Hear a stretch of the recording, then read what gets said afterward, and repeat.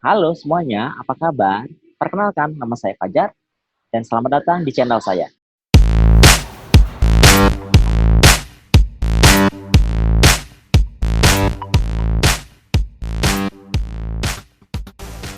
Banyak lagi kayak Oke, gitu. Sir, aku tadi note dua hal ya. Yang pertama kan karena beberapa hal situasi, jadi ada dua hal yang aku lihat. Pertama adalah eh, prosedural tindakan yang dilakukan perawat ya. Yang tadi kayak narik-narik tangannya dan yang sakit atau enggak, itu yang pertama. Yang kedua adalah mau nggak mau orang yang memakai jasa kita menuntut profesionalitas ya. Artinya aku anggap itu yang dituntutan mereka adalah profesionalitas. Kita nggak peduli, klien nggak peduli kondisi perawatnya bagaimanapun, mau di rumah, di dalam klinik, di manajemen klinik, apapun sudah lelah, nggak peduli. Saya datang, saya maunya kalian profesional. Itu kan dalam tanda kutip itu kan yang dimaunya.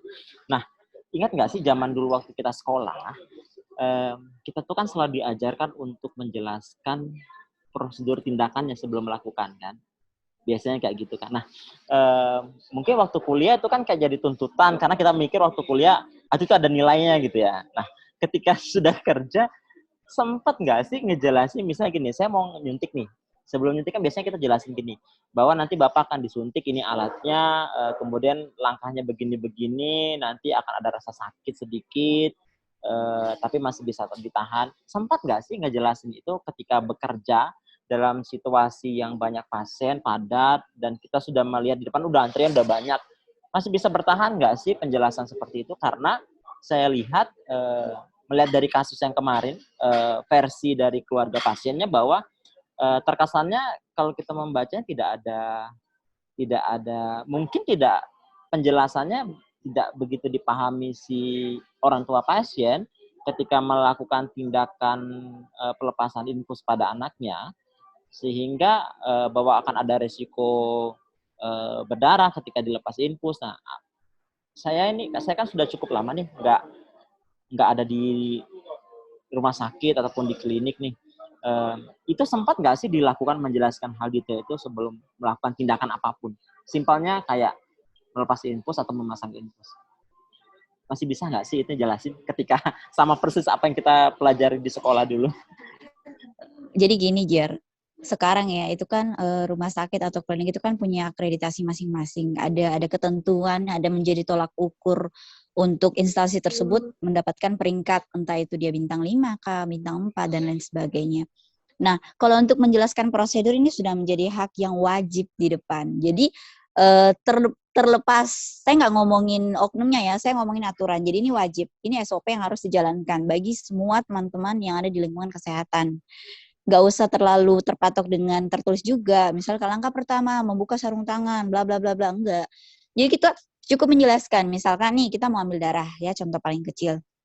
Biasa pasien tuh curiga, jangan-jangan nih jarum bekas nih. Soalnya saya berapa dapat kasus seperti itu. Akhirnya pulang dia nggak tidur, gangguin mulu gara-gara pikirnya jarum bekas. Nah, padahal solusinya gampang sekali.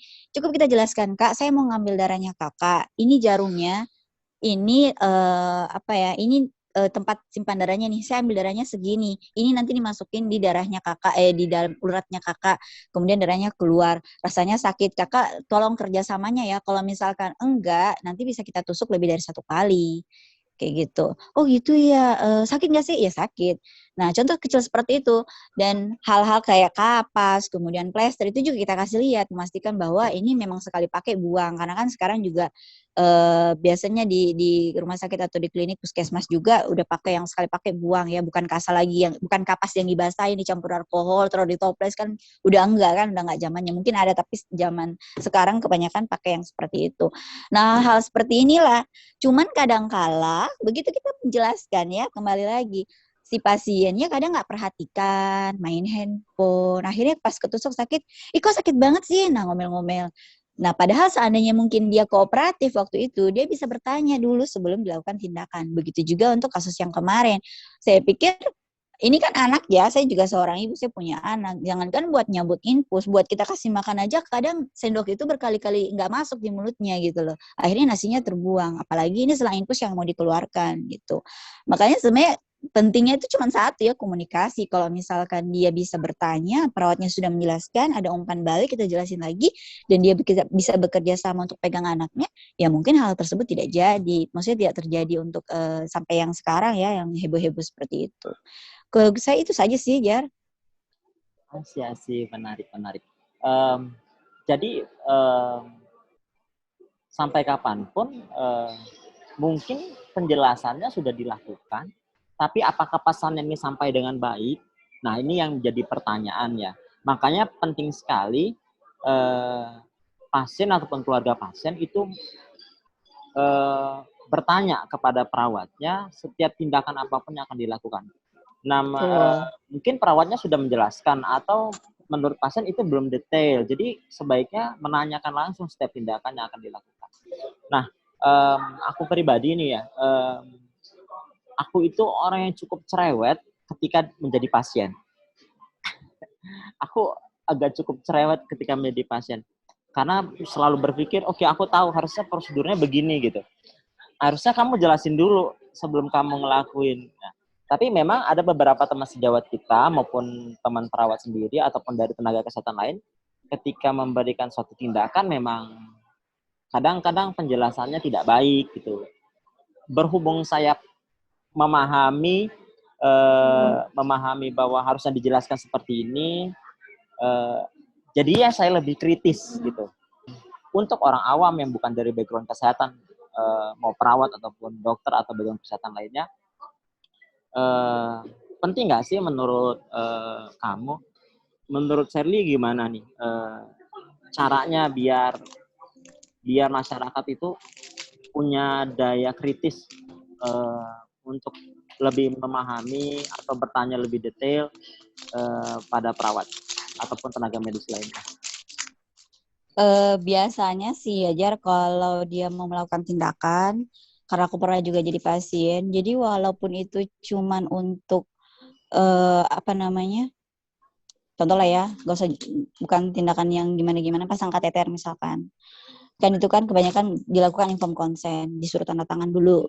Nah ini kalau yang tindakannya agak-agak besar kan, contoh pasang kateter segala macam. Nah kadang biasanya keluarga tuh nggak nanya, nggak baca juga, ini masalahnya. Jadi disuruh cuma tanda tangan. Nah yang tanda tangan adiknya ke Indomaret misalkan ya, ke bawah, penunggunya ada lagi, datang yang baru, kakaknya. Akhirnya kok dipasang kateter, dia kan bisa kencing sendiri. Nah sekarang kan masalahnya bukan mau kencing sendiri atau enggak, kita butuh nih untuk ukur berapa sih cairan yang keluar. Kalau kencing sendiri kan kita nggak tahu ya, dia ngukur atau tidak. Nah oleh karena itu memang sangat penting sekali untuk menjelaskan kepada pasien, apalagi kalau dirawat inap, bahwa ini loh tindakannya, kemudian kita kasih waktu umpan balik. Ada yang mau ditanyakan, Pak, udah paham belum? Kayak gitu-gitu kan. Cuman kan ya kembali lagi ke realita, Jar. Kadang yang dinas 4 orang, pasiennya 24, keburu nggak waktunya. Ini yang kadang menjadi tantangan juga ya, karena ya bukan rahasia umum juga, beban kerjanya meningkat, kesejahteraannya juga. Nah itu nanti lagi yang kita bahas. Kayak gitu loh. Makanya di sini juga saya pikir kan sekarang semua serba canggih, di Google bisa apa segala macam, bertanya aja gitu loh. Kalau memang tidak tahu apa sih yang mau ditanyakan gitu kan, kenapa sih dia harus pasang kateter, kenapa diambil lagi darahnya suster, kan kemarin sudah diambil, kayak gitu. Jadi yang kita harapkan di sini bukan cuman komunikasi dari artinya gini, kita harapkan ada komunikasi dua arah, interaktif antara petugas kesehatan dengan keluarga pasien atau pasien itu sendiri. Dan dia juga harus aktif untuk mencari informasi gitu loh. Karena kalau kita melihat ke rumah sakit yang besar, itu kan kadang-kala tuh jangan segan menegur saya apabila, kan kayak gitu. Tuh ada poin-poinnya. Cuman kan keluarga pasien itu tadi banyak juga yang sibuk untuk lihat handphonenya dan nggak perhatikan kayak gitu. Padahal sebenarnya udah ada kesempatan, ada juga untuk promosinya bahwa pertanyaan itu penting. Gitu. Itu kalau menurut saya sih, Jar. Oke, ya ini sebenarnya kita diskusi ini nggak membenarkan atau menyalahkan situasi kemarin ya, tapi yang jelas ini memberikan exposure pada masyarakat bahwa ini loh situasinya perawat, tidak bisa mewakili semua situasi, tapi ini adalah satu part bagian kecil sekali dalam situasi perawat selama ini.